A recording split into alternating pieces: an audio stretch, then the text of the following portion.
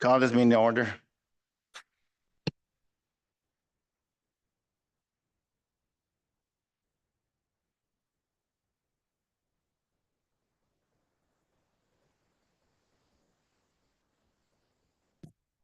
Good evening, Jacob.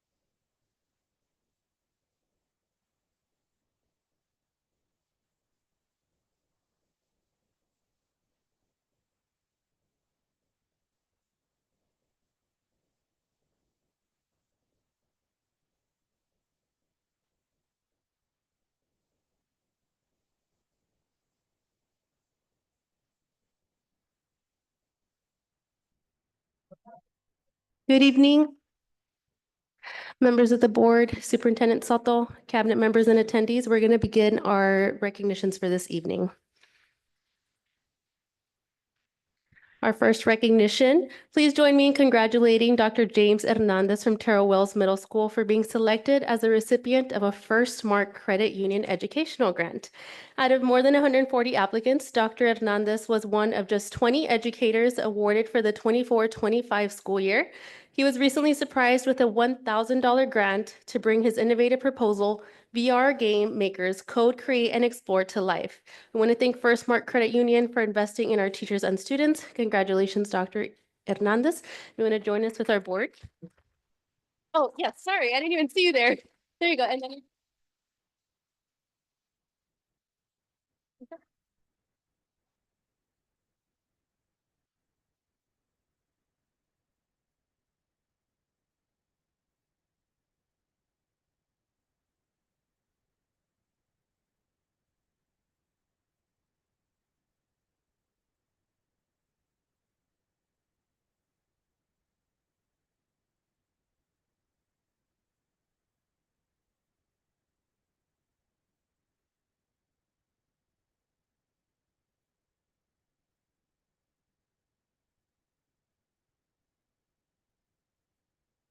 Hello, thank you for recognizing me. I also want to recognize the people that are helping me with the actual grant. It is a big lift, and so I did ask. Where are you, Miss? There you are. So Mr. Jimenez is our librarian at Terrell Wells Middle School, and Mr. Moreno, he's our CCE teacher at Terrell Wells Middle School. And so I really I can't do it without them, really, because this is an after-school program. It is a Friday afternoon after work, and so there are days when we're running late. You know, me, I'm always late to everything, but I can always rely on them to be there and get the kids started and then continue. The person that's not here, or the people that aren't here, is Paula Sanchez from Samset. She's also actual game designer. She actually published games. She's also helping. And Mr. Perez from Memorial High School. I'm sorry, McCullum High School. He's actually the game design teacher that's collaborating with us. So just want to mention them because like I said, I can't do without them. Thank you.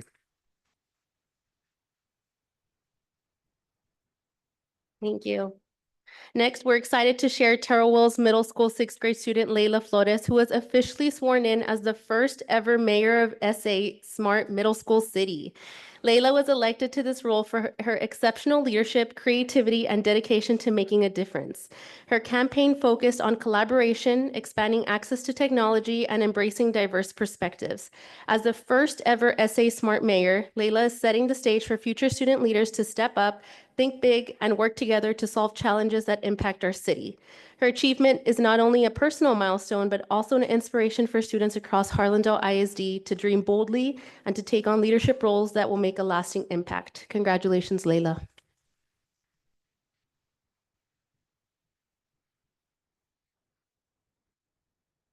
Okay, it's okay. Okay, Layla wasn't able to come, but we'll go ahead and get that certificate to her. Next, please join me in celebrating Rosa Robledo for representing Harlandale ISD at the Special Olympics State Winter Games. Over the weekend, Rosa traveled to Austin and competed in Fundamental Sports, a program that builds fundamental motor skills to prepare athletes for future Special Olympics competitions. She is the first student from Harlan ISD to participate in this event at the state level. Congratulations, Rosa. Can I get the photo?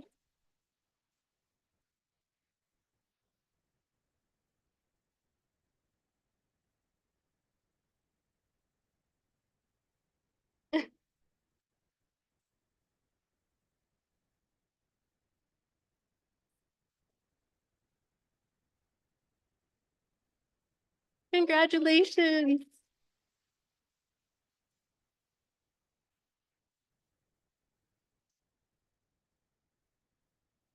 Next, please join me in congratulating Schultz Elementary Counselor Roxanne Lopez for being awarded the 2024 Texas School Counseling Association's Crest Award for the second consecutive year. Ms. Lopez received this prestigious honor for her dedication to serving her students, campus, and community. Congratulations, Ms. Lopez.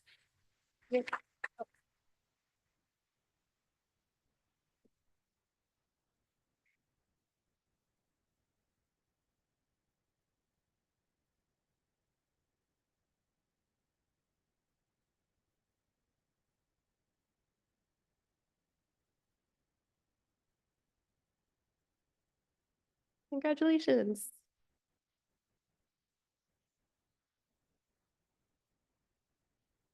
And now we are honored to recognize Gunnery Sergeant Gabriela R. Villagomez and Mr. Joel Doley for their generosity and support of Harlandale ISD.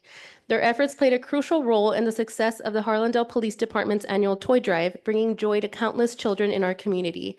Alongside Gunnery Sergeant Villagomez, we also would like to recognize Sergeant Stephen Toko and Corporal Ian Gutierrez, who are here with us tonight for their support and dedication. This recognition not only highlights their kindness and commitment, but the positive impact of strong community partnerships as well. Please join us in thanking our honorees for their generosity and support of Harlandale ISD. Are you? Gabrielle.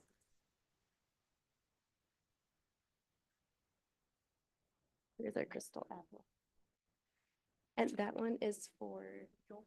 Yeah. That was, yes, yes, yes. So this, oh, sorry, this one.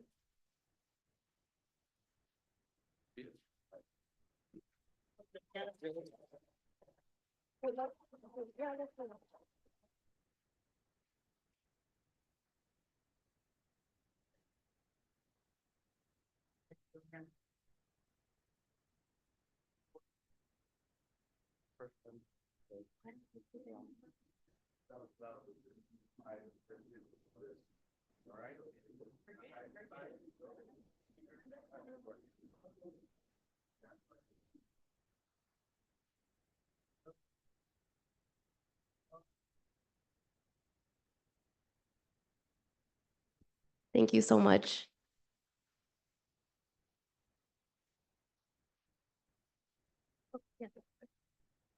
That does it for our recognitions this evening. Thank you so much.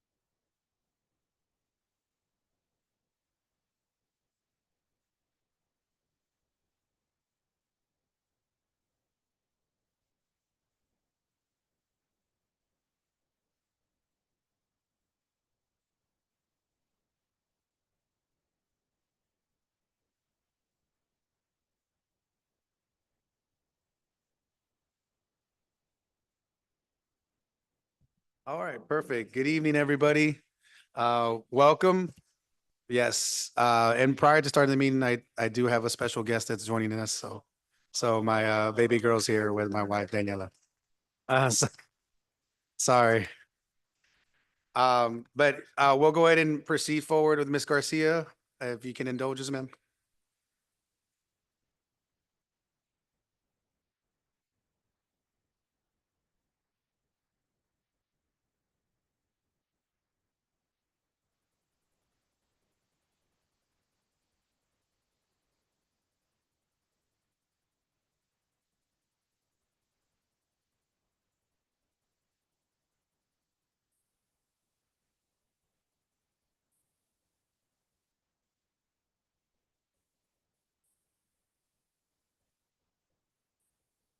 Ma'am.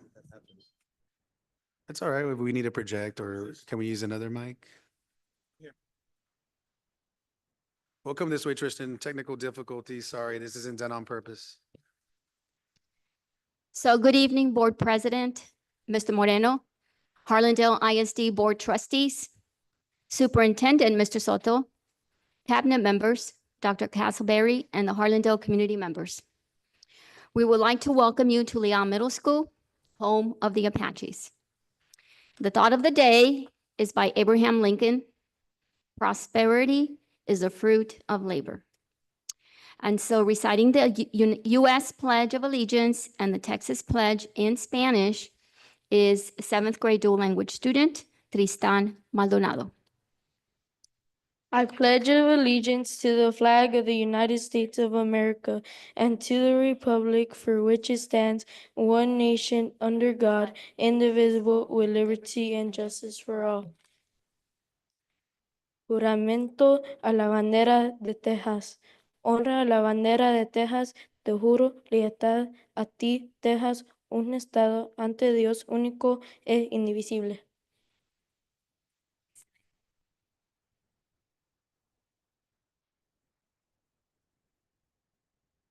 Awesome. Well, thank you guys, Miss Garcia and Tristan. I do appreciate you guys working through the kinks there and being able to pivot as much as we always do. So thank you guys for doing that for us.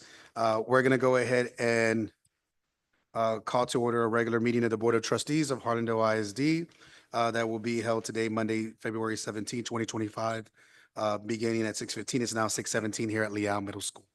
We'll go ahead and go to roll call and recording the board members' presence. I know the last time we had a little hiccup, but I think all the battery should be working appropriately. And if people didn't know, if you're a big sports fan, today's Michael Jordan's birthday. So.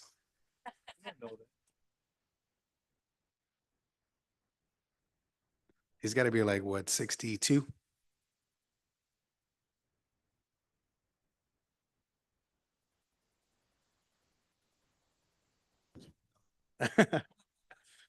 Google it.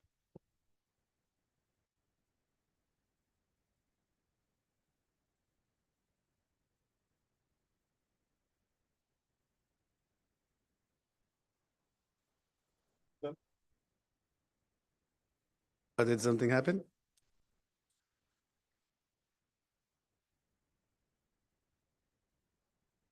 Okay, we're just double checking the technical work.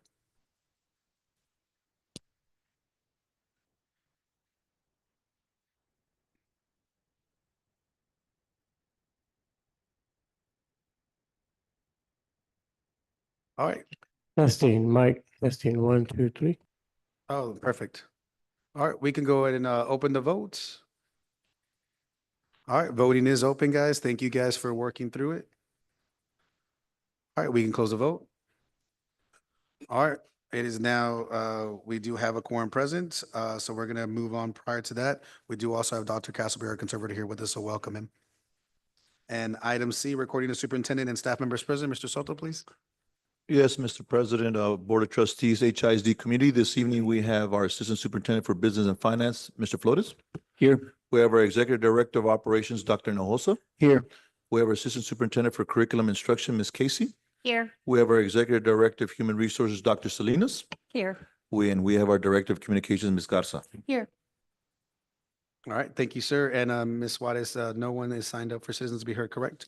All right, so we'll proceed to item 4, announcements. Ms. Gaza?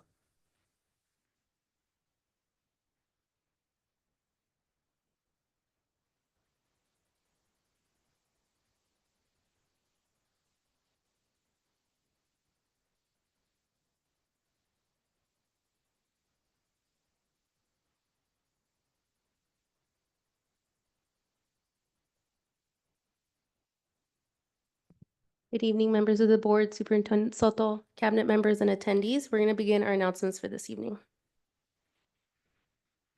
So as we speak, we have our 2025 cover art contest ongoing right now. The theme this year is Mosaic of Cultures, and it was inspired by first grade student Bradley Gonzalez. Whether it's construction paper mosaics, painted tiles, or photography, we encourage all Harlandale ISD students to get creative and submit their artwork for a chance to be featured on this year's Cultural Arts program. And so we do want to encourage all of our students to submit their artwork, and the submissions due date is February 25th. Our HEF Employee Fund Drive is in full swing. Each year, we ask our Harlandale Legacy to support the Harlandale Education Foundation, which has awarded more than $1.6 million in scholarships to our students since 1999. This year's competition is North versus South of Military Drive, so we want to encourage our staff and community to contribute to help our team take the win. For more details, please visit www.harlandale.net/HEF or reach out to your campus or department rep to learn how you can contribute. Cinderella's Closet returns on Saturday, March 1st at the Rayburn Center cafeteria from 9 a.m. to 1 p.m., giving students the opportunity to find the perfect formal wear for their special occasions. We invite our community to donate gently used formal attire and help make the difference for our students. Every donation brings a little more magic to their big day. We invite our community to our next mobile food pantry of the year tomorrow, February 18th at Harlandale Memorial Stadium. The food truck will arrive between 9 and 11 a.m. and distribution will begin as soon as the truck unloads until supplies last. And again, that is tomorrow, February 18th, starting at 9 a.m. and that is at our stadium. Mark our calendars for our annual What's Next Symposium hosted by our Harlandale Special Education Department. Our community members are invited to learn about services, agencies, resources, and much more. And that is Friday, February 28th from 9 a.m. to 2 p.m. at Harlandale Memorial Stadium. We do have our student enrollment and the average daily attendance by date. This is this last week since we didn't have students come in today. So we have, starting last Tuesday, we started at enrollment at 11,504, 11,501, 11,505, and then 11,497. We had our pre-K through 12th grade ADA, that's attendance by date. And so we had 91.85% on Tuesday. We had 92.31% attendance on Wednesday, 91.62% on Thursday, and 91.87% on Friday. And going on to our difference from 2023. And so we did have 85% that same day last year. Then we had 87.04%, again, same day last year, then 89.30% and 91.15%. So we do have better attendance this year than we did the same exact week last year. Important dates coming up. So we have our mobile food pantry tomorrow, February 18th at the stadium at 9 a.m. We have our Cultural Arts Fair cover art contest, and that ends February 25th. The What's Next Symposium is on Friday, February 28th at the stadium from 9 a.m. to 2 p.m. And we have our Cinderella's Closet on March 1st at Rayburn Cafeteria from 9 a.m. to 1 p.m. Does anyone have any questions or anything they'd like me to go over again? All right, no comments, concerns, or clarification needed? All right, we'll proceed. Thank you, Ms. Garza. Thank you. All right, we're going to go to item 5, information and reports. And we have a couple of things that will be presented to us as a team. First is the taper. And I think Mr. Soto, you went ahead and had some of our folks that are part of the superintendency cohort that will be providing that information with us. So thank you for providing that opportunity for them. So when you're ready, Mr. Soto, please. Yes, I would like to invite Dr. Ferron, Ms. Gimbel, Ms. Hassel, and Mr. Salinas. Welcome, guys. Thank y'all. And whomever is gonna present first, please introduce yourself and then proceed with the information. Ms. Asa will be first.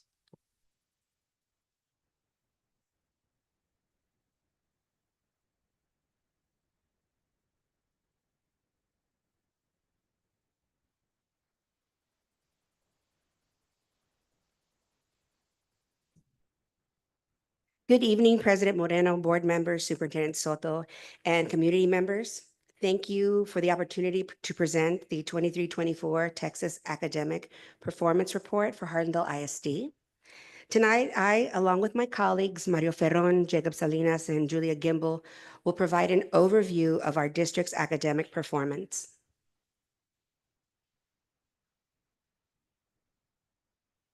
The TAPER report shares critical data on student performance, school quality, and district operations.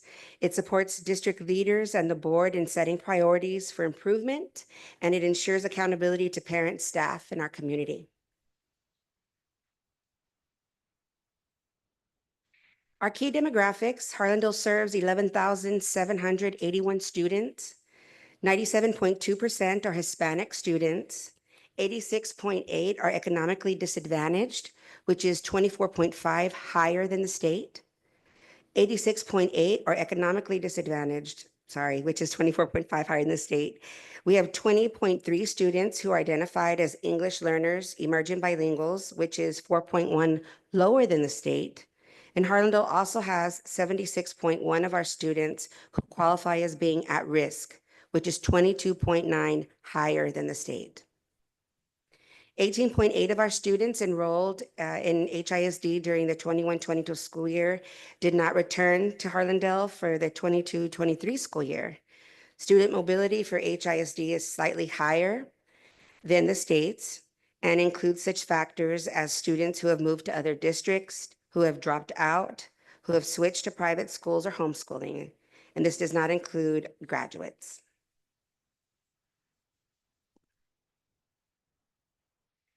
This evening, we will also present the district progress update. This annual report synthesizes key district performance metrics, most of which have been reviewed in detail during previous board meetings. And tonight's presentation provides a high-level overview of these indicators to support our continuous improvement in planning. Some of the key actions that have already taken place: HISD was awarded the Strong Foundation Planning Grant for RLA grades K through 5, which took place during the 24-25 school year. HISD has applied for the Strong Foundation Implementation Grant for RLA grades K through 5 for the 25-26 school year to implement the Blue Bonnet curriculum. HISD has applied for the Strong Foundation Planning Grant for math grades K through Algebra 1 for 25-26 school year. And CCMR strategic planning has continued with Contigo Ed, which includes planning, awareness, training, and counselor support. As we discuss and provide visuals for the TAPER report this evening, we'd like to share that these are the 23-24 school year numbers and the data that is organized to provide the current year and previous year for Texas. The report also allows the reader to look across the active subpopulations and observe trends as well.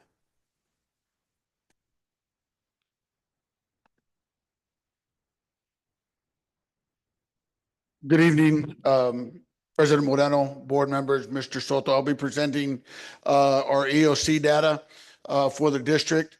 As you can look on the chart that we've got right in front of us, we're looking at reading and math, and this is at the approaches level. If you notice, the left-hand column is our state approaches, it's region approaches, and then HISD. There's a lot of red, yes, there is on there, but as you look through it, where the state went down and declined, we were right where the state and the region went down, we went down with them. It wasn't where they went up and we went down as well. If you look at fourth grade also went up across the state. We had no change in it. Sixth grade, the state had no change. region went up by 1%, HISD went up by 1%.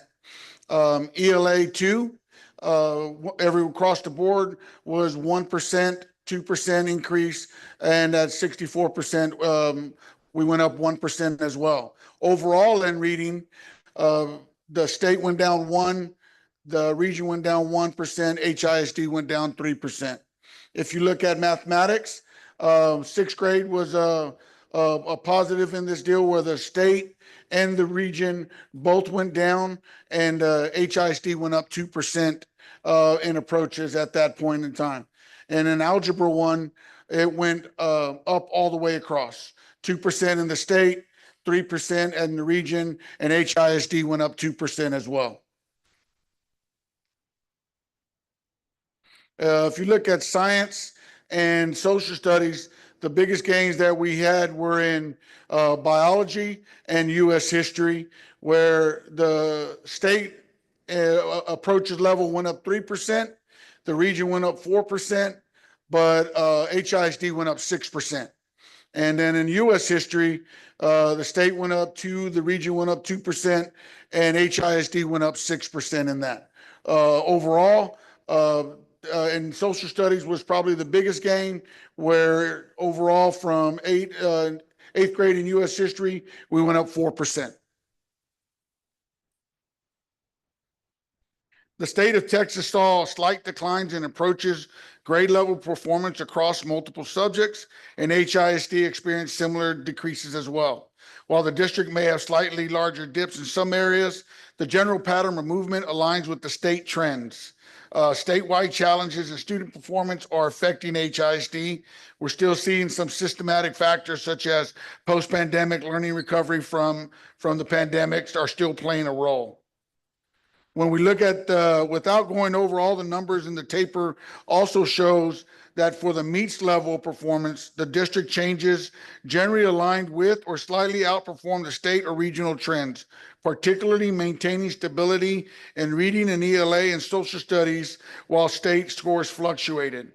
HISD showed resilience at master's level, particularly in math, where it maintained performance while state and region declined, and in social studies where it showed growth aligned with regional trends.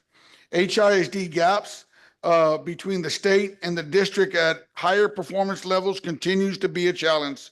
We should begin to see faster progress in bridging this gap with the implementation of higher quality instruction materials for K-5 reading coming in the next school year. Thank you.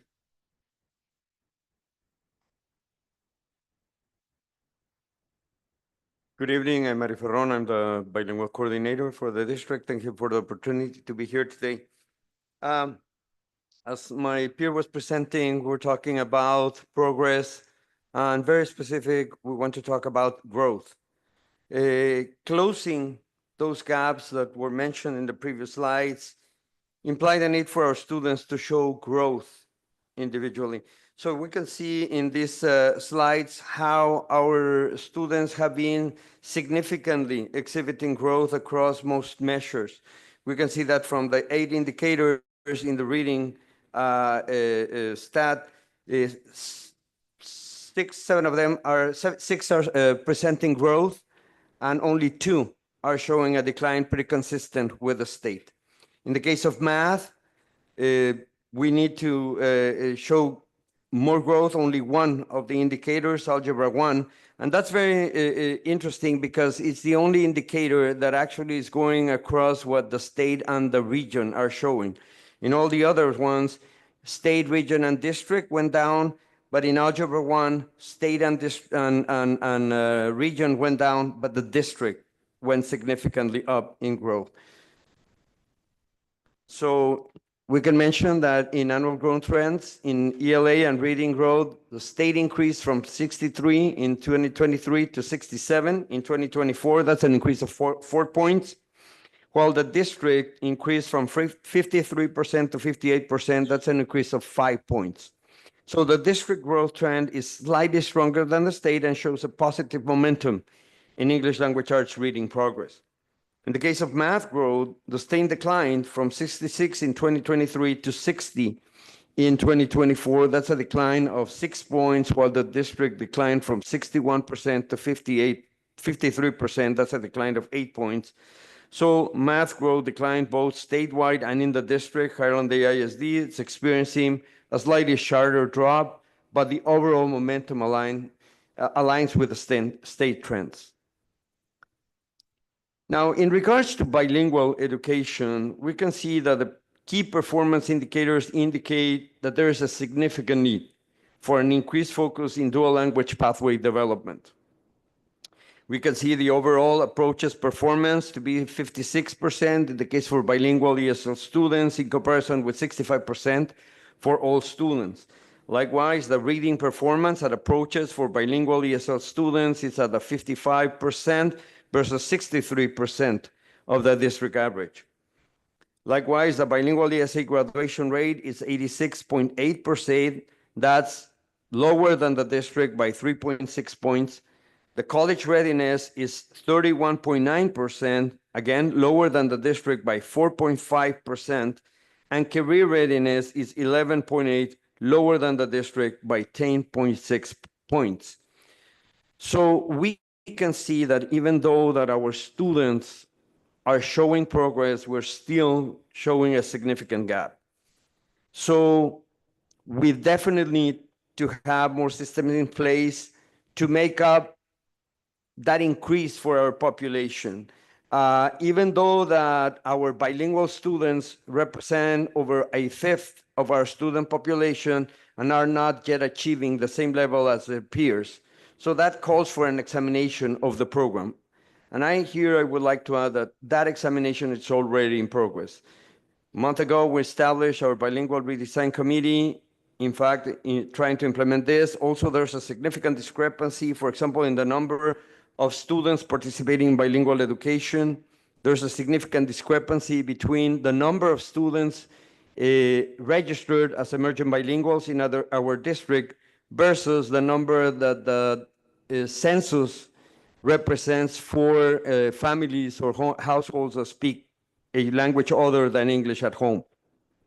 When only 20% of our students are identified as emerging bilinguals, the census represents that more than 60% of all the households in Harlandale speak a language other than English. So that's why we have made efforts in having a more effective identification of emerging bilingual students. In regards to improved attendance rate, we can see that also we have an improved attendance rate from 87.6 to 89.3%. Here again, I want to make it clear that the attendance performance rate of our emerging bilingual students is higher than the attendance performance rate of our all students. Likewise, chronic absenteeism decreased, but remains an area for continuous focus. Again, bilingual education show a lower absenteeism decrease. However, the graduation rate increased, but again, there's an area for improvement, and specifically for emerging bilingual students, there's a gap of almost 10 points in graduation rates for emerging bilingual students.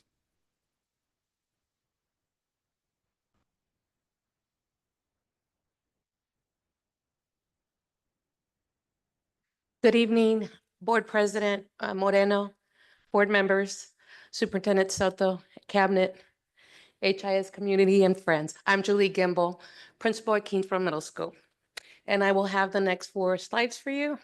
Am I moving this or somebody else moving? I am? Okay, right here. Got it. Oh, okay. Thank you.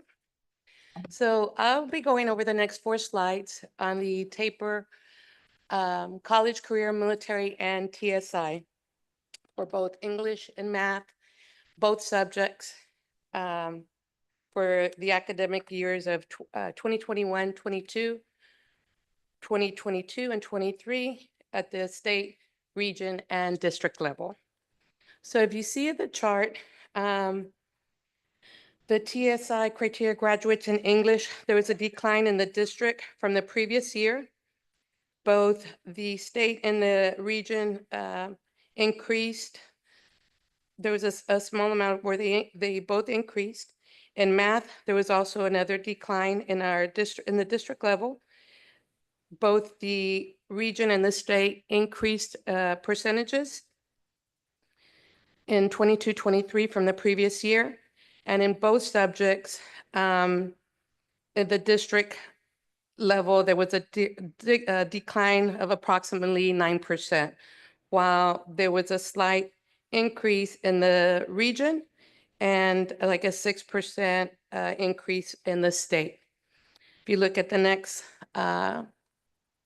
graph, for the dual course credits in any subject, there was also a decrease across the state, region, and the district. And the on-ramps course credits, there was an increase in the district of 1%. So that's good, and this is something that we're trying out with UT. In the career military, the third graph, chart, we see the career military readiness. There's only the data for the 22-23 school year, which shows a 22.4%. And in the industry-based certification, there was a high increase that went from 12.4 to 20.4% from 21-22 to 22-23. And at the state level, there was a slight increase in those numbers, but our district did really well.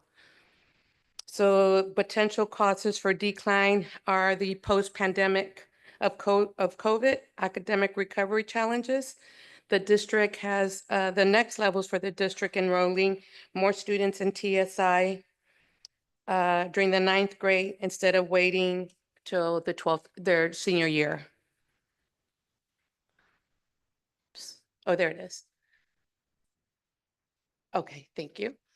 My next slide shows the college career military readiness trends, which the industry certification completions increased significantly from 12.4% to 20.4%. The overall CCMR rate shows room for growth compared to the state. Special focus on TSI performance declined in both subjects. Higher percentages of master's degrees. This is the staff quality indicators of master's degrees among teachers. 29.3% versus the state of 24.9%. Teacher experience levels, 6+ years of experience, trending higher than the state average, which is great for us. Average years teaching is 12 years compared to the state of 11.1. The average years in HISD is 8.8 and the state is 6.9. The HISD turnover of 25.2% is high compared to the state of 19.1%. So this presents a challenge for our district. Moving forward to 2024 strategic focus, student growth, reading, ELA showing positive momentum, while mathematics needs support, which should be addressed with the planning grant. Achievement gaps, continuing work to move students from approaches to meets and master levels. College and career, building on gains in industry certifications, which was a gain of 8%, while strengthening college and readiness supports. Student engagement, addressing chronic absenteeism to maximize learning opportunities, which we are all working really hard at throughout our district. The staff quality is leveraging our experienced teaching force to drive student achievement. And that is it. Thank you. All right, guys. So any comments, concerns, or clarification needed on anything presented by our cohort here? No? Thank you. I guess keep in mind, guys, the taper, it's a very long document. I usually consist of tremendous amount of pages. So for them to condense it is a great job. And I don't know, Mr. Soto, if you gave him an idea on what to focus on, but I think it was pretty thorough and just summarizing the information that we needed. So thank you. I don't know if you want to take credit for that, or if you want to give credit to them. Always give credit to your staff, sir. That's good. All right. Well, yes, thank you for that advice, and I'm sure they'll take it as well. So thank you guys for presenting and putting that together for us. Are there any comments, concerns, clarification needed? No? Then we'll go ahead and proceed to the next item, which is the board will hear the targeted improvement plan report for Harlandale High School, McCullum High School, Leal Middle School, Adams Elementary, Stonewall Flanders, and Vestal Elementary. So we'll go ahead and proceed with Mr. Martinez. Yes, Mr. Chair, Mr. Littlefield will. Oh, Mr. Littlefield, I'm sorry. And it looks like Mr. Salinas has double duty today, so. Good evening. Tonight, we're going to be talking about the targeted improvement plans from the 6 campuses that were listed. Under the federal Every Student Succeeds Act, ESSA, which is controlled by the Department of Education, schools can be identified as needing comprehensive support and improvement if the campus is among the lowest performing 5% of Title I schools in Texas in either Domain 1, the Student Achievement Domain, Domain 2, the School Progress Domain, or Domain 3, the Closing the Gaps Domain. The 6 campuses that are presenting tonight, 2 of them actually received their label the previous year, and Leal and McCullum are currently identified as comprehensive progress, which means that they'll be eligible to exit the comprehensive support after the 24-25 school year if their improvement continues for a second consecutive year.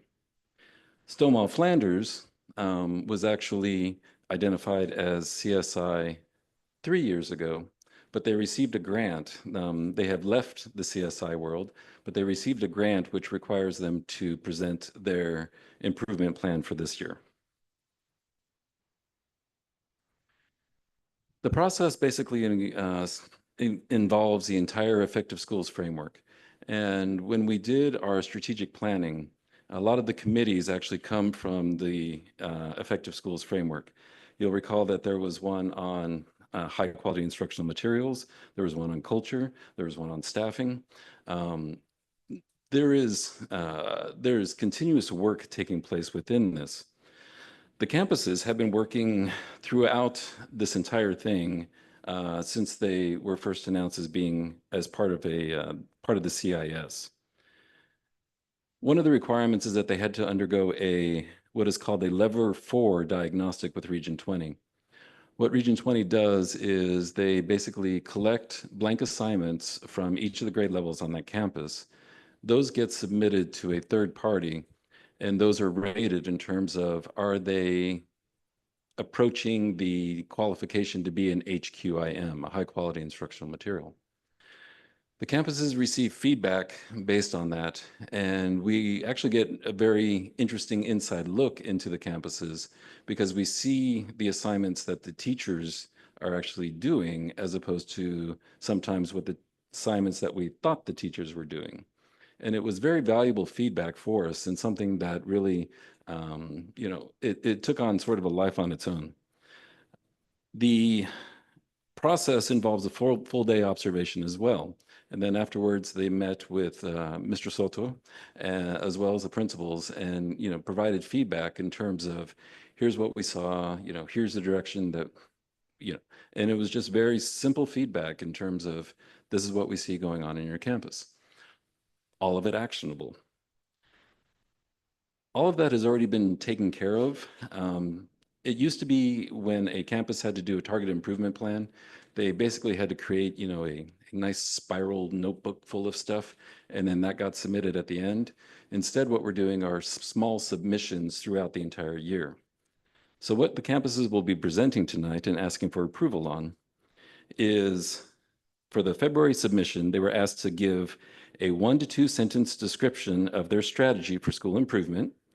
And you'll find that our principals can make really long 1 to 2 sentences, and then name at least one evidence, which they mean 5 or 6 for some of them, name at least one evidence-based intervention that is incorporated into the strategy. So without further ado, I'll present the first campus, Adams Elementary School.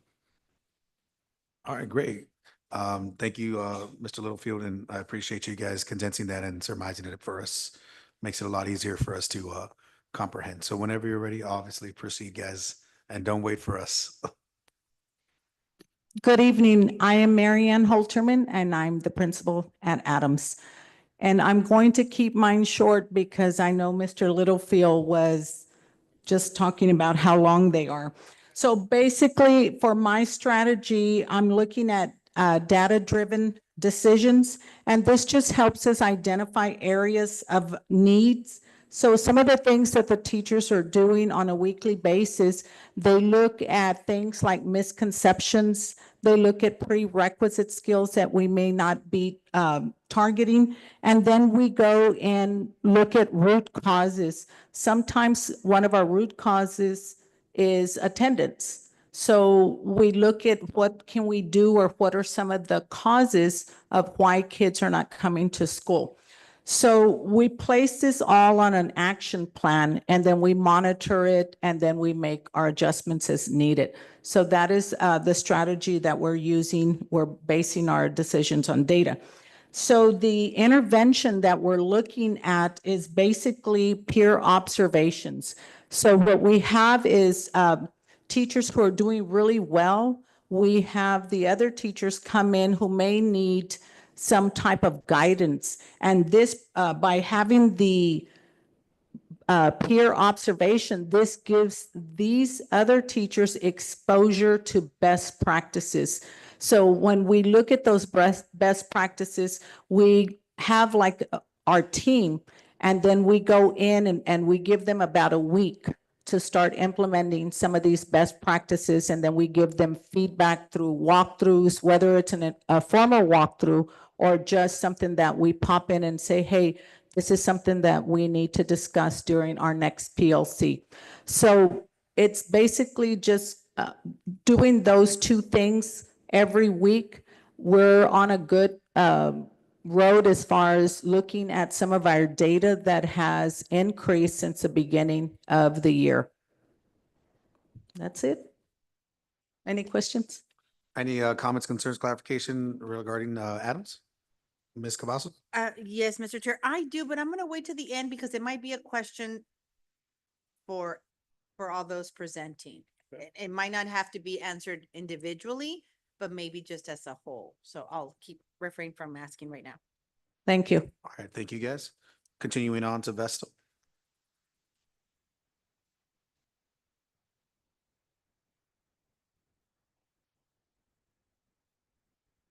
Good evening, everyone. First and foremost, my apologies if I start coughing. I've been sick. I lost my voice on Friday, but it's coming back. I'm the principal at Vestal Elementary. My name is Evelia Montemayor. The strategy of school improvement, as Mr. Littlefield mentioned, I think we worked on quite a few paragraphs and condensed it. Ultimately, we're embracing, one of the areas we're embracing at, hold on, let me move this because I think, there you go. The RTI to intervention, I think we're using it very tight at Vestal in the sense that it's not only the RTI block, it's ultimately the RTI in any form and way that we could show progress for students, ultimately moving them into different tiers where we have students in tier 1, tier 2, and tier 3 where they need that extra help and support. We found pockets of space where we're able to provide extra help with not only staff members, but also where we don't have PLC days, we're also providing the extra support. But with that, we're looking at data at the bigger picture, not only during, let's say, unit assessments, but looking to see even behavior, trying to see if that is behavior, social, emotional behavior. Once we're looking into that data, we're looking into data within anything of tests, with behavior, and we're breaking it down during PLCs. PLCs is a big component, being that we meet weekly, not only weekly, but Tuesdays and Thursdays with every single grade level. We also have vertical alignment where they're talking to each other, the teachers are talking to each other. And we are ultimately using all the power we can within the classrooms. Not only I was able to look into getting extra support for tutoring.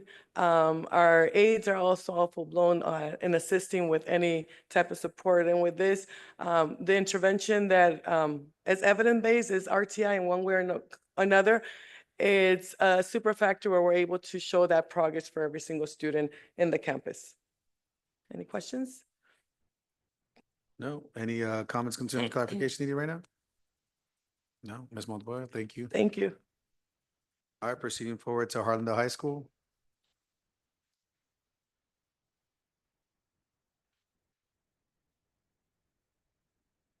Good evening, Board and Cabinet. I'm Mr. Martinez, the principal at Harlandale High School. And our biggest focus for this year has been the PLC process, specifically the data analysis and response part of the cycle. And so after every district summative assessment, our PLCs focus on breaking down the data using a tool, basically a form, where we break down the information about the students and on how they performed. And then we plan on the areas that the students are going to need improvement on. So that part of that intervention is going to include the analysis of that information, and then making sure that we don't just get stuck in the intervention process, making sure that we can embed the interventions in addition to pushing out the new content for the next unit. So that's probably the biggest challenge with our content areas, is pushing interventions and introducing the new content. So PLCs is a big thing for us. Our administration has been going into these during these analysis and helping our teachers and break down the information and really try to find the strategies, the content delivery that's going to spiral the information back into the lesson plan. Thank you. All right, any comments, concerns, or clarification needed? I guess we'll wait for the next, and then we'll go to Mr. Salinas, McCollum High School, sir. Hello again, everybody. When we had our diagnostic report given to us, it showed that we needed to have a better data discussions within our PLCs. We feel really strongly that within our PLCs that our teachers are doing a good job of identifying what the kids need to know and coming up with common assessments. Okay, so we've looked at it and we're doing a good job there. The next step now is to get our teachers to start looking at the data of what these common assessments are showing. And by doing so, we've taken a practice of trying to refocus our PLCs a little bit more, focused on the 4 questions of the PLC process. We started having a PD where we brought all the core content area subjects and we refocused and talked about the PLC process. And we're going to start slowly but surely to implement data-driven instruction. Data-driven instruction, DDI, is used to help making teaching decisions for the students. It's identifying learning gaps. The big thing, when you look at data, you can then focus in on what do we need to reteach, okay? And then what do we need to go on? What do we need to go back and look at? And then the other thing that's also always missed a lot is not only what does need to be retaught, but what can we enrich the students? What if they got it? What are we going to do to get them to go from approaches to meets, from meets to masters? Okay, so we're really trying to focus in, and we're going to use DDI to guide us that way. Thank you. Thank you. Moving on to Lehigh Middle School, Ms. Garcia.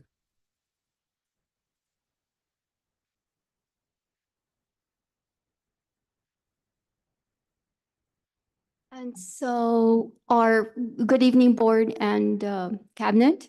The description for the strategy for our campus, we selected real-time feedback that teachers give students every day during every lesson in every content. And so the goal is to provide support in the moment, allow students to promote reflection, to have reflection, and to help students right away, right there on the spot as the lesson is being delivered. There's a lot of things that go into teachers delivering one lesson. I can go on and on about that, but the point here is that kids are getting actionable feedback in that moment because we don't have time, right? And the evidence-based intervention incorporated into the strategy is everything that has to do with research from by John Hattie. Everybody here in this room knows John Hattie, or my colleagues.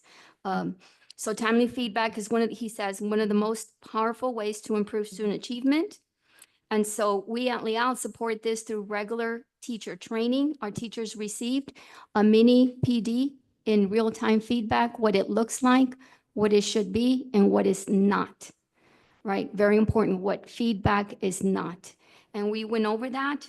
And so through this, we track students' progress using the iReady, which provides additional targeted practice during our daily 30-minute block, 5 days a week, 30-minute intervention in reading and math. So the combination of personal teacher feedback and structured digital support ensures that our students get maximum benefit from each lesson and don't practice mistakes. Thank you. All right, thank you, ma'am. Moving on to Stonewall Flanders.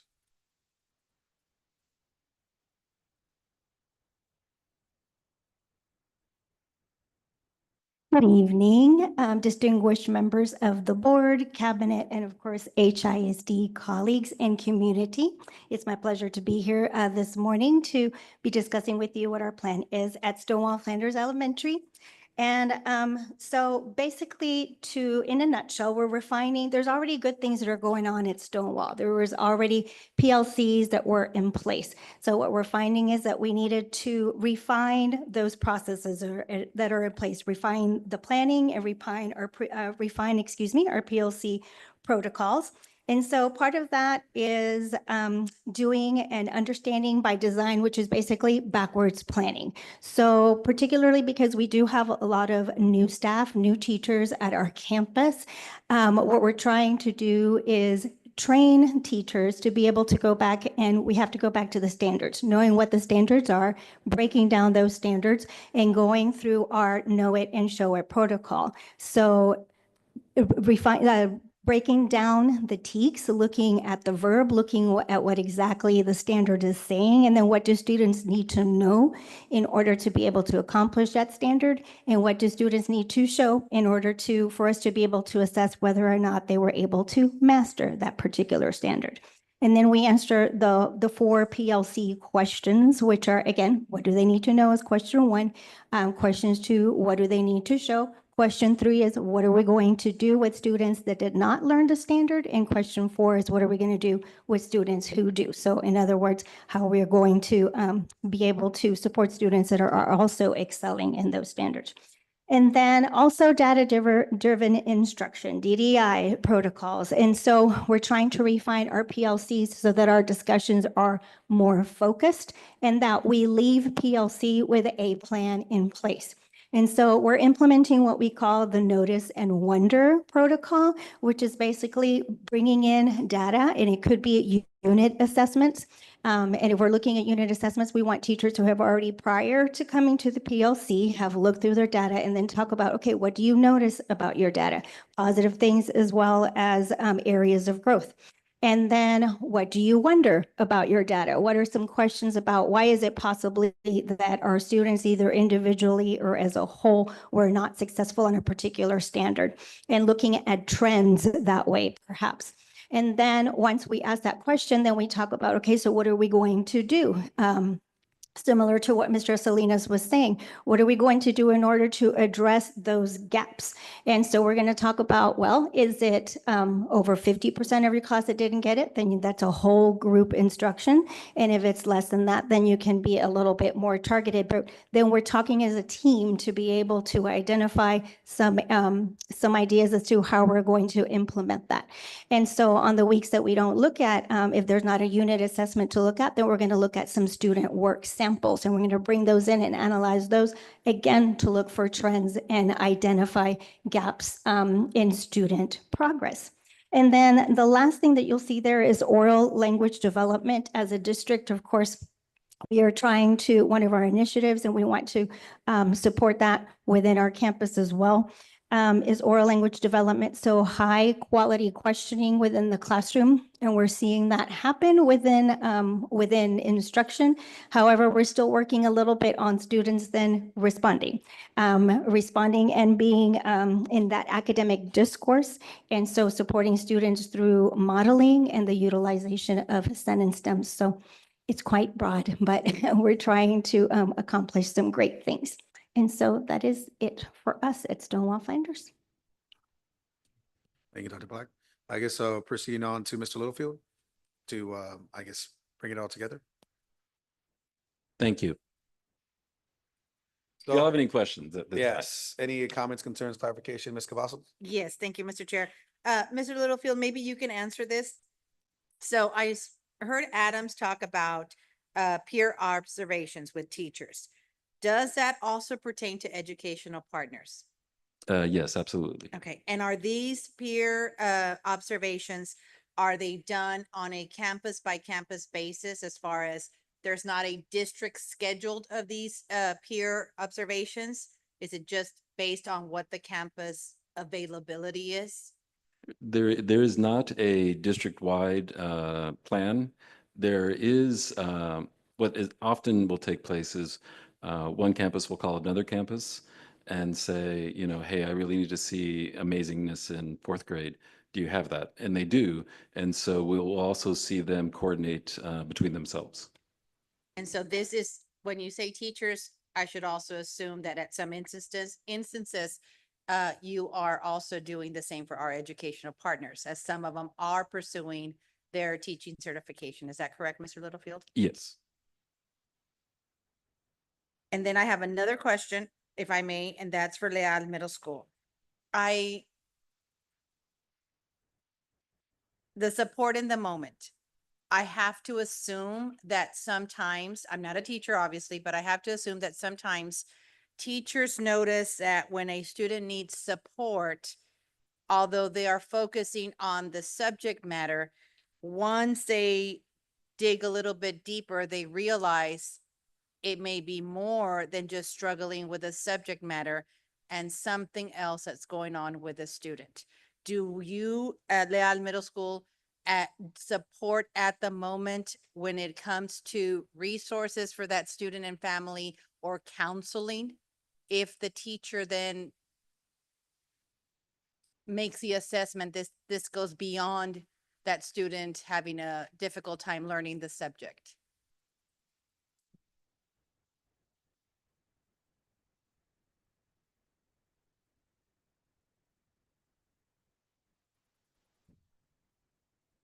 And so when teachers present lessons, they deliver a lesson in such a way where it's structured, beginning, middle, and end. The teacher presents the lesson, right? And so then at that point, students are doing independent practice.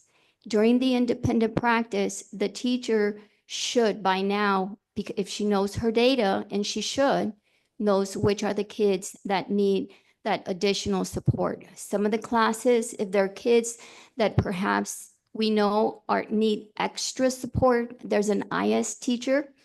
And so, and in middle school, believe it or not, here, we also have teachers during the independent practice that pull kids in small group, right? And most of my classes have kidney tables.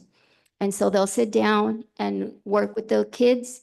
They also, many of my teachers at this time in February, in January, they started, I even have a teacher who, since the beginning of the year, on their own, they pull kids during lunch. And during the lunch, the support looks a little different. It's more about, connecting and making sure, relationship building, things like that. I have many teachers, if you walk into my lunch, during my lunch, they'll come. The rule I have for them, unless you must pick them up. We're not sending you anybody because you're choosing to invite the student to come to the classroom during your lunch. So if you choose to do that, I'm okay if you're okay. And many of them do. We have some teachers who've been doing this every day. So we have that happens. We also offer tutoring, after-school tutoring, and then we have lots of programs. They also do counseling referrals. We also have, where we have this program, Emergent Tree today, the professional development district-wide. We had counselors being a part of the Emergent Tree, which has everything to do with teaching, training counselors to turn around and work with teachers to know how to connect with kids. And so I hope that helps. Yes, it very much so. Thank you, Ms. Garcia. Thank you. All right, great. Mr. Mancha, did you have something you want to share? Yes, sir. Mr. Littlefield, Mr. Soto, if I may. Now, I've noticed there's been a lot of changes in a lot of the campuses. Now, the strategies from other principals that were there in the past, did they leave anything behind? So the new principals, when they came in, they saw some of the strategies that functioned and worked at that campus so they can keep the process going. And then are we sharing that with our middle schools, from elementary school to middle school, from middle school to high school, to be able to collaborate what is functioning at one campus that they were able to succeed in, and to be able to use it for the new principal that comes in, to be able to add to it, and then so on and so on. So to answer the first part of that question, yes, the principals that have spoken today have built off of artifacts that they've either come into or have heard about when they've come into their new campuses. Each one of them has taken, their own styles, their own personalities, and applied them to them, but they are building off of work that had been done previously. In terms of how we roll from like elementary to middle to high school, the company that we're working with, Emergent Tree, has been sort of the foundation of the way that we've been handling discipline throughout the district. It started off in the elementary schools, and I believe it was 2 years ago, rolled over into the middle schools, and will soon be rolling over into the high schools. What we're seeing there is that using the common language of safe, responsible, and respectful is something that the middle schools, they were like, our sixth graders came in and they knew, as soon as we said safe, responsible, and respectful, they knew exactly what we were talking about. And by doing that, it actually lays a very solid foundation in order to build the curriculum on top of, because one of the hardest things coming in as a teacher is establishing the proper atmosphere in which to teach. So there necessarily has not been kind of what you're talking about in terms of, we saw this strategy work in elementary school, middle school should try it.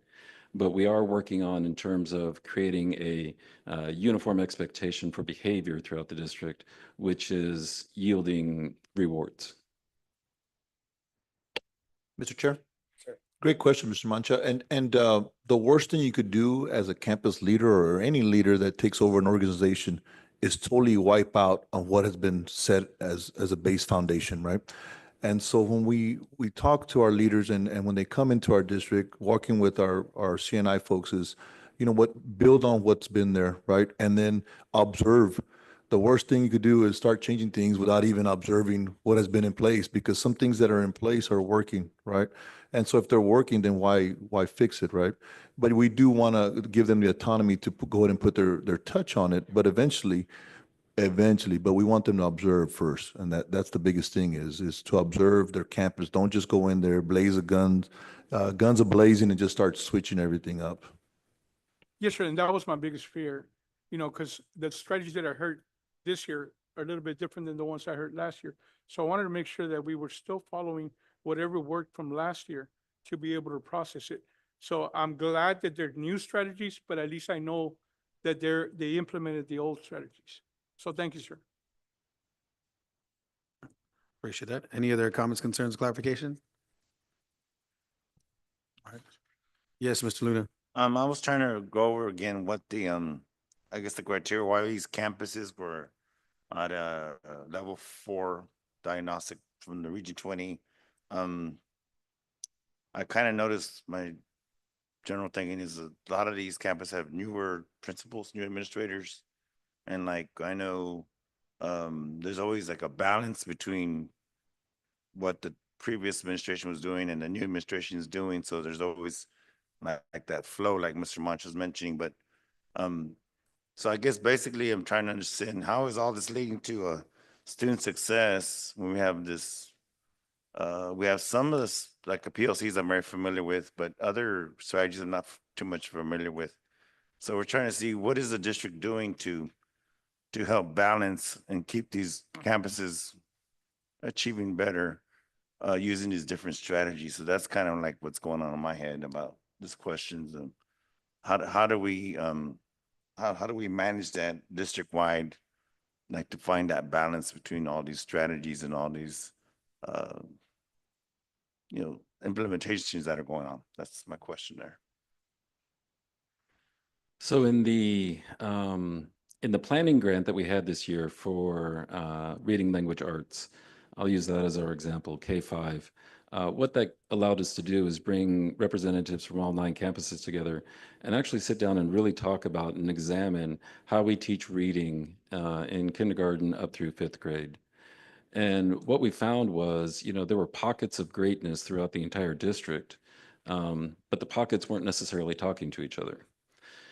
By making the decisions that we have and with the approval of the board moving ahead with the Bluebonnet curriculum for HQIM, what we're doing in reading language arts is really sort of leveling that entire play field now.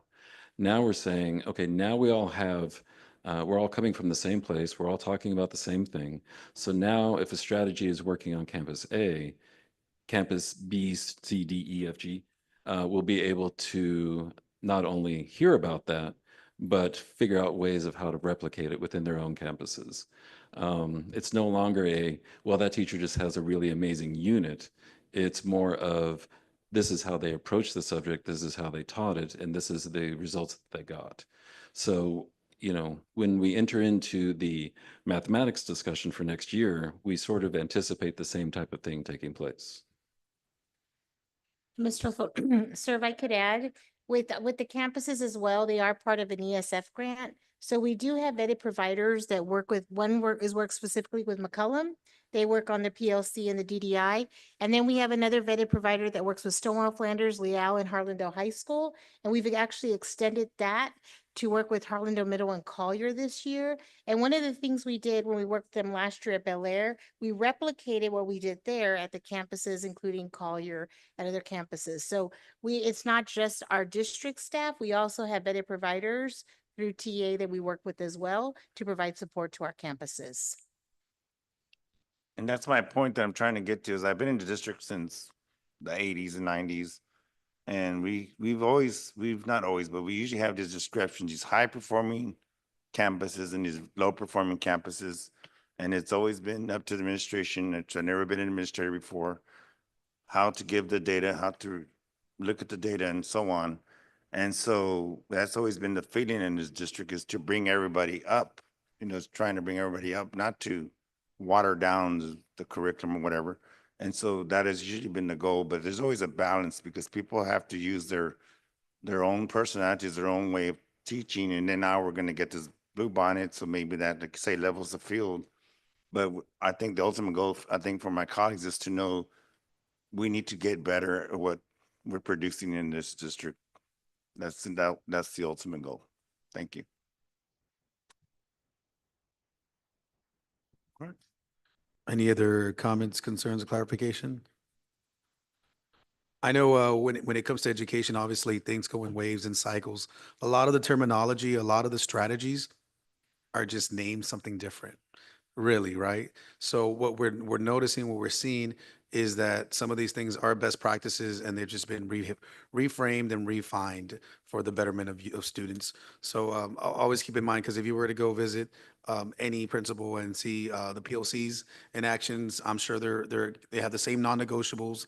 They have similar ideas in terms of what the data-driven instruction should look like. So those are things that I'm sure are in place. But I think the one luxury that we have at Harlandale ISD is that Mr. Soto provides some autonomy to the staff.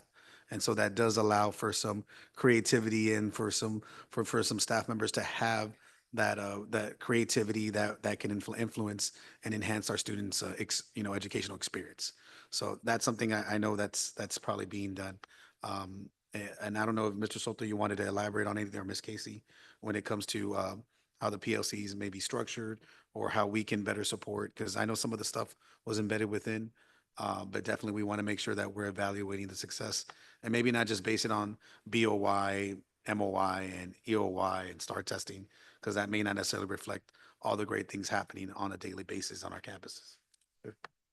Yes, Mr. Chair. Mr. Luna, you made some good points there with our staff and our PLC structure and our curriculum and we always have, right, the biggest room in the house is the room for improvement. And we totally agree that we have to get better. And that's what we're going to continue to do is to get better. And if we stop trying, then shame on us, right? And so us looking at this Blue Bonnet curriculum, we believe this is going to free up some time for our teachers to be able to dive into the instruction of the material instead of looking for resources and spending time trying to figure out where they're going to grab this and grab that. And it should be readily available to them. So we're very excited, and it's going to start with our elementary classes.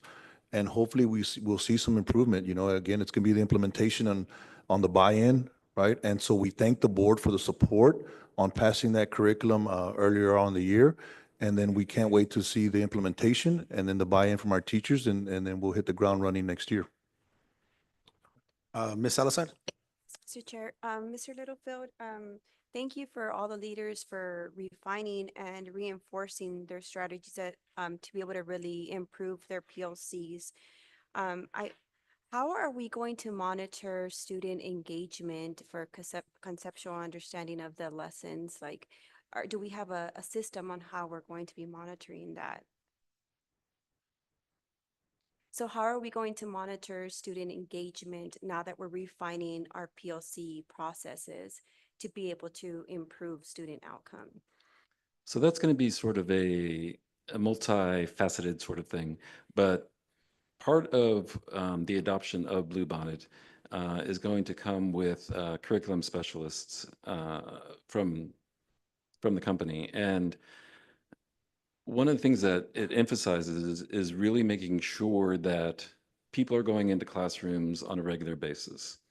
Our principals, this year have definitely been in classrooms. I don't think there's a single one that could say, I haven't been in a classroom today. Because, with all the different walkthroughs that we're doing, and we even did one recently with TSL that they were just 5-minute walkthroughs. And when we came out, we had very specific questions in terms of, did we see it? Did we do? And it was amazing because within one day, we were able to visit 26 different classrooms and get a full measure of, how engaged are the students? What exactly is going on? And, so it's going to be implementing things like that in order to get, the true scope of the impact of these changes. All right. Anything further, guys? Comments, concerns, clarification? No. Again, kudos to Mr. Soto for bringing that new curriculum to us and for us being forward-thinking as a team and that collaborative effort in ensuring that we're going to meet the needs of our students as we continue forward throughout the next couple of academic years. So thank you, guys. And thank you guys for presenting that to us. We'll go ahead and proceed forward to item C, which the board will be presenting the school safety audit for January 2025 and the submission of Texas School Safety Center's district audit report tool information. Mr. Soto, do we have anything from Chief?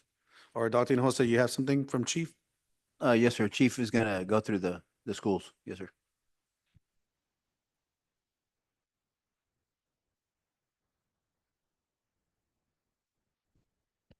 And after that, my presentation is pretty easy. So we had 3 audits this past month. Proud to say that all 3 campuses passed with 0 findings. First one is Ms. Sands at STEM. Second one was Frank Tejeda, Mr. Garcia. And third was Stonewall Flanders, Ms. Black. So that gives us 13. We got 5 more to go. So no pressure. All right, Schultz are in the middle, are in the high school, Adams and Terwells. Any questions? Mr. Chair, Chief, we have been discussing some safety patrol during the weekends. As you recall, and I can add this item, right, since it's safety, Mr. I don't want to get in trouble with the attorney, guys. So I had been discussing with Mr. Moreno, our board president, about maybe having another patrol at night, and then just looking at some numbers budget wise on the cost.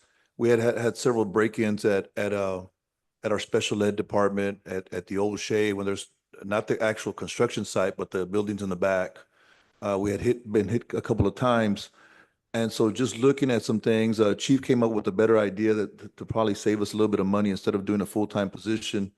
Chief, if you go into detail and let them know eventually what eventually happened this weekend and the positive outcome. Yeah, so we've had a couple break-ins at the special ed department. So this weekend, they tried to hit it again, but actually San Antonio caught 2 individuals. So we're thinking that's the same individuals that have been going back and forth. There's a security company that does our money run throughout the day. So I reached out to them, and Friday nights, Saturday nights, and Sunday nights, they were going to come out and provide the security service for our district from 10 p.m. to 6 a.m. And their main responsibility right now is to cover that area. But eventually they can cover our schools, until the summertime, then we'll go back to the 24/7 patrol. No, that's great to hear. It's something that we want to make sure that is paramount, is the safety. I know even here at this campus, we've had some issues of theft.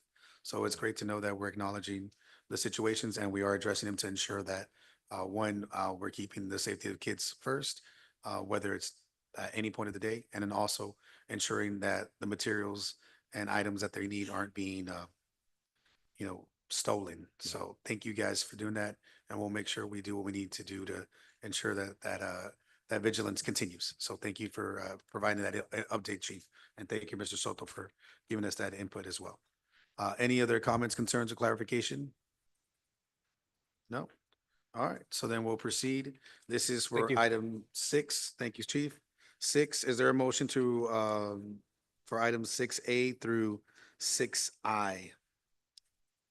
Mr. Chair, Ms. Cavazos? I move to approve consent items 6A through 6I. All right, there's a motion to approve item 6A through 6I. Is there a second? Second. Second by Ms. Salazar. Obviously, no comments, concerns, clarifications needed. We'll proceed to the vote, please. We're almost there, guys. Bear with us.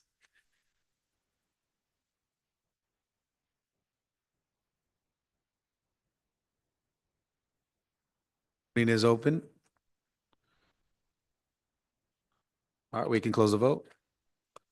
All right, motion carries. Moving on to the next item, which is item 7, convening closed session as authorized by Texas Government Code Chapter 551, sections 551.071 through 551.084, item 7A through 7C. Do we have a motion to convene in closed session? Mr. Chair? Ms. Ortiz, go ahead, ma'am. Me? Okay.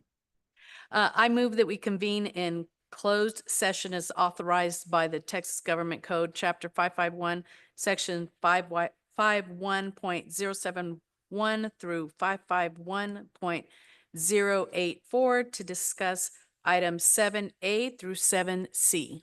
All right, thank you. We have a motion to convene closed session. Do we have a second? Mr. Chair, second. All right, second by Ms. Reese. We'll go ahead and call for the vote. I don't think any comments, concerns, clarification is needed. Voting is now open. We can go ahead and continue voting. All right, we can close the vote. All right, motion carries at 7:28, and we are now in closed session. Thank you, everyone, and appreciate all the information that's been provided.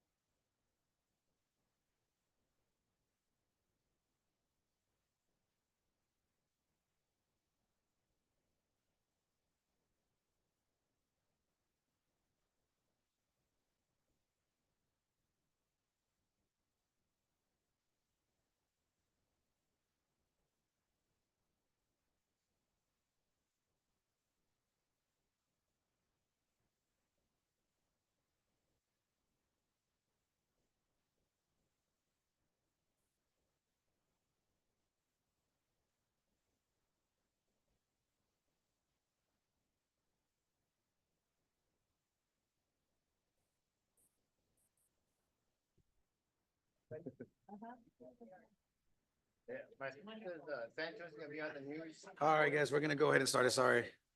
No, you're good. All right, good evening, guys. Appreciate all those that did stay with us, Ms. Zuniga. We're at 8:22. We're back in open session. Item 7A, no action needed. Item 7B, no action needed. Item 7C, and I don't know right now, Mr. Mancha, would you just want to reaffirm some things when it comes to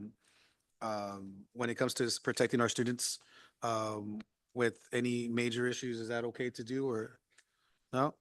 Okay. Well, what we can do, Mr. Resendez, is just to echo the sentiments that Mr. Soto has shared out in the event that an issue occurs with immigration, we are prepared to, ensure that our kids' safety is paramount and first.